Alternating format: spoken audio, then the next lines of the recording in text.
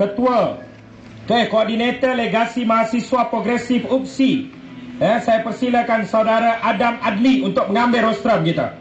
Dengan segala hormat yang dipersilakan.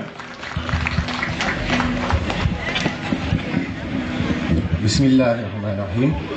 Assalamualaikum warahmatullahi ta'ala wabarakatuh. Dan selamat sejahtera kepada semua hadirin hadirat, anak-anak muda mahasiswa yang hadir pada malam ini.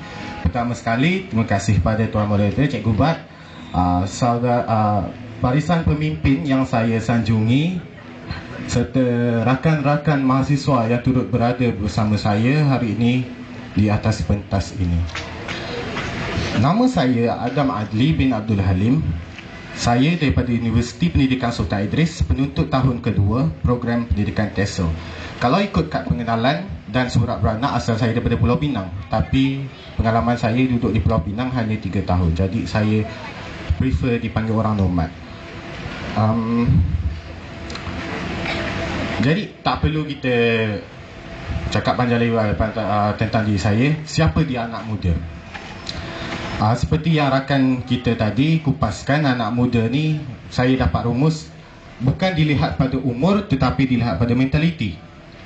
Tapi saya tetap nak sentuh sikit pasal anak muda ni.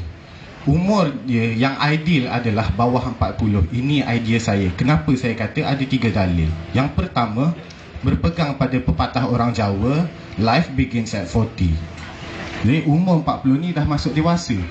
Yang kedua, sirah Rasulullah SAW, bagi dia diangkat menjadi Rasul ketika umurnya 40 tahun. Cukup dewasa untuk menjadi pesuruh Allah. Dan yang ketiga, yang paling mudah sekali, semua orang boleh perasan perkara ini. Cuba lihat di tiang-tiang elektrik sekitar anda, ada satu poster kecil berwarna putih bersaiz A4, tulis jelas di situ, jawatan kosong, operator pengeluaran diperlukan 18 hingga 40 tahun. Kilang dia tahu umur berapa yang boleh buat kerja berat. Anak muda sahaja. Jadi, itu justifikasi saya tentang anak muda. Okey. Jadi kita terus pada tajuk yang diberi, peranan anak muda dalam menentukan hala tuju negara. Kita lihat pada sejarah. Okey, dalil saya yang pertama. Anak muda adalah pencetus kepada idealisme anak muda dan negara. Kerana apa? Sila singkap balik sejarah kita, tahun 1945, tahun 1948, 57, zaman-zaman pra kemerdekaan. Siapa yang mencetuskan perjuangan untuk mendapatkan kemerdekaan bagi tanah air kita? Adakah, minta maaf saya kasar sikit, adakah golongan-golongan tua ataupun golongan-golongan muda? Dr. Burhanuddin Helmi, pengasas kepada PKMM, tahun 1945 ditubuhkan PKMM. Umurnya 34 tahun, muda lagi.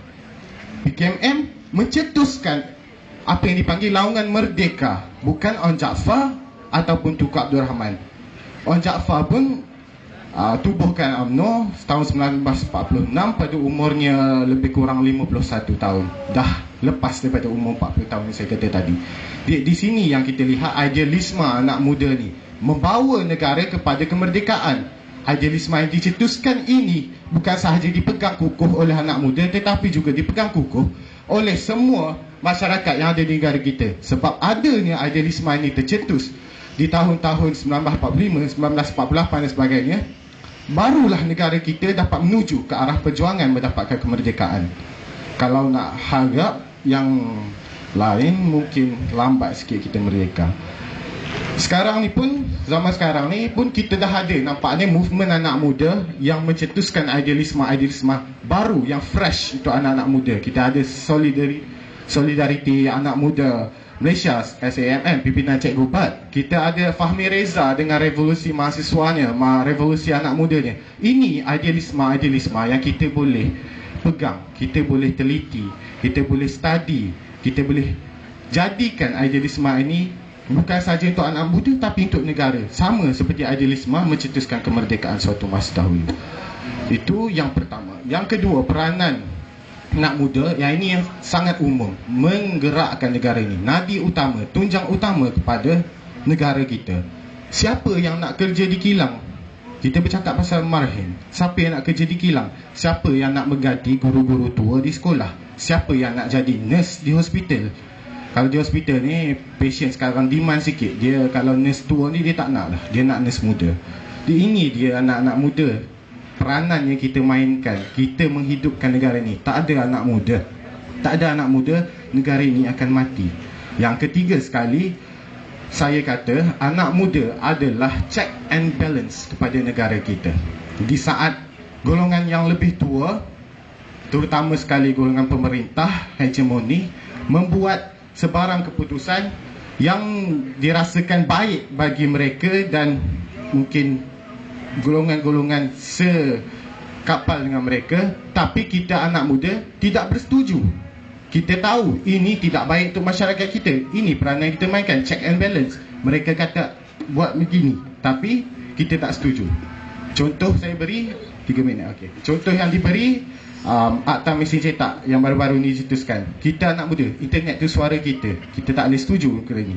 Kita berfungsi sebagai check and balance. Jadi sampai di sini sahaja. InsyaAllah kita akan berdiskusi lagi selepas ini. Wabillahi taufiq wal hidayah. Wassalamualaikum warahmatullahi taala wabarakatuh. Terima kasih. Terima kasih. Saya rasa lepas ni kita bercakap terus daripada meja, lebih pantas. Kita ketepikan protokol. Tak payah nak